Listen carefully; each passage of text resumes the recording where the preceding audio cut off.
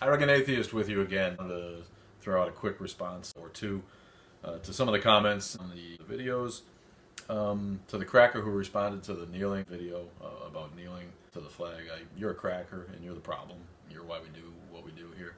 And I'm going to I have a feeling that you're the same guy behind this website, and if you're not, you're going to love it.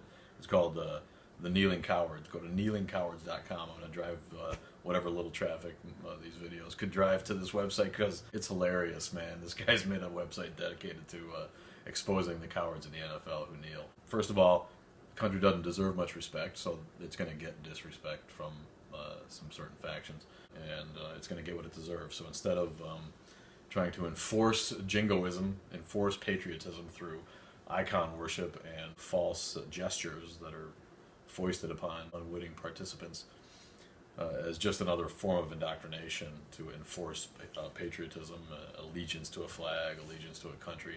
Those days are gone. How about we build a country that we can all be proud to be a part of, and we won't have to worry about indoctrinating people to think that America deserves respect no matter what it does, because the fact that we elected President Fuckwit alone basically takes most of the respect out of anything that we may have built up. So sorry that you're offended, but you're an idiot and you can't spell. You're pretty much typify what's wrong with the education system, which we'll get to in a minute after I apologize if anybody else was offended by the video about poor Scott Smith and his wife, their girls. Someone accused us of shaming the victims. I don't know how that plays into it at all. I think it was pretty clear that we don't know why he did this. And for you to say that he's evil is, as far as I'm concerned, unfounded. I don't know that. I don't know if you know it. I have a hard time pronouncing anyone evil.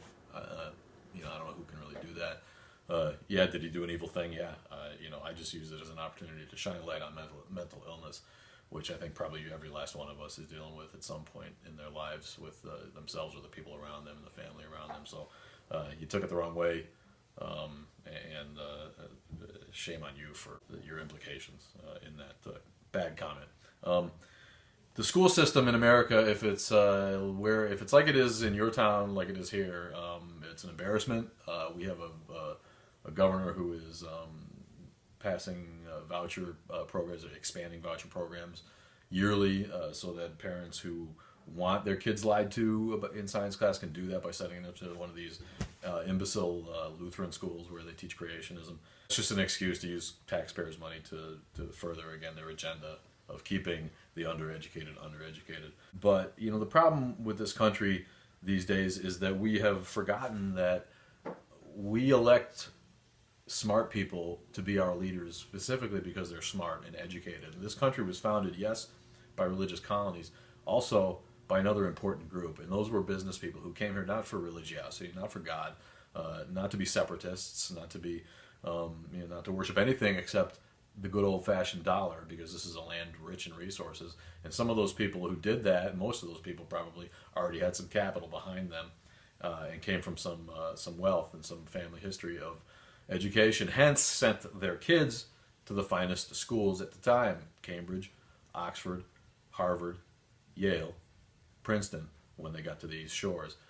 Indeed, those were the people who founded those fine universities. It came time to elect the early government. The frontiersmen knew, the people knew, the religious masses knew that they didn't have the wherewithal to run a country, to form a new nation, to write a constitution, to get this all done. They relied on educated, elected leaders, and they understood that those leaders knew better how to do what they needed to do than a farmer, or a cooper, or a blacksmith, or a rancher. Those were politicians, those were educated folk, those were the elite, the gentry of the country, and the country looked to them and indeed received in return for their trust guidance that led to the founding of the first great secular nation, and a beacon that no one will deny this country was for its first 200 years of existence, or slightly less than that at least. But somehow, somewhere along the line, we lost that notion. We lost the respect for education. We became a country where the undereducated are pandered to, and it became important for politicians to be regular guys. And we saw this played out when Al Gore who admittedly was personality-less and probably couldn't have got elected against Hillary. But the fact that we could elect W, who basically didn't go to school when compared to Al Gore, that typified, I think, the mood of the country now, where we will sooner elect a guy we'd rather have a beer and a barbecue with than a guy whose intellect impresses us. Make no mistake, the Founding Fathers were not Christians. We're not evangelical Christians, especially in any kind of sense that you Christians think they were when you think of your Christianity today. Most of them, if they identified with a Christian sect, it was the mainline Protestant sects of Congregationalism, Anglicanism, Dutch Reform.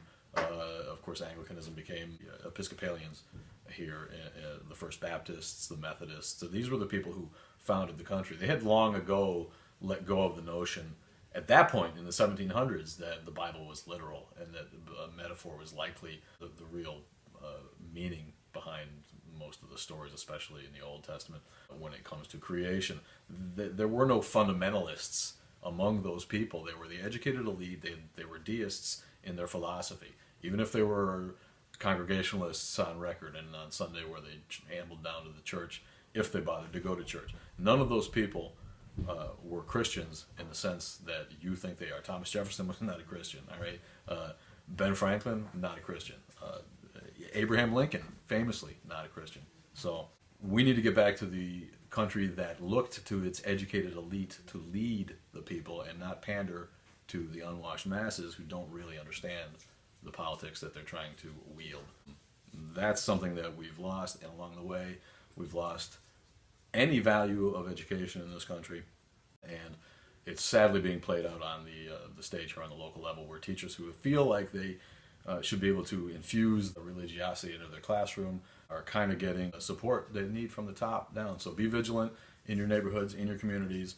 Make sure that if religion is presented in the class, it's presented fairly and evenly, and all sides are given a chance to educate the others about their traditions. The notion that kids who aren't in a monotheistic religion have something to hide or something to fear from coming out is a real one. And I know kids now who have been bullied, and anti-bullying is a huge thing. Every school's got posters up, but in the same regard, we have teachers allowing spiritual bullying, if you will. Kids who aren't members of the prevailing faith in the country are made to feel inadequate or marginalized or downright despised and hated and lose their friends, and that's just another form of bullying. So be vigilant in your schools, take action, watch what your teacher's teaching your kids, and make sure you're okay with it, man. That's what I got to say for today. All right, have a great Sunday.